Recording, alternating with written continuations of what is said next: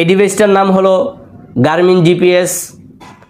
এই ডিভাইসটা দিয়ে অনেকগুলা কাজ করা যায়, অনেক কাজ করা যায়। যেমন এই টোটাল স্টেশন দিয়ে যে কাজগুলো করা যায়, ম্যাক্সিমাম কাজগুলা এই ডিভাইস দিয়ে আপনি করতে পারবেন। এই ডিভাইসের একটা কাজ হলো যে এই ডিভাইসটা আপনাকে স্যাটেলাইটের মাধ্যমে নর্থিং ইস্টিং এর মান সে দেখিয়ে দিবে। এছাড়াও এই ডিভাইসটা দিয়ে আপনি যেই কোনো জমির উপরে যখন ডিভাইসটা রেখে অন করবেন এবং ওখান থেকে একটা পয়েন্ট অর্থাৎ নর্থিং ইস্টিংটা আপনি সেভ করে নেবেন।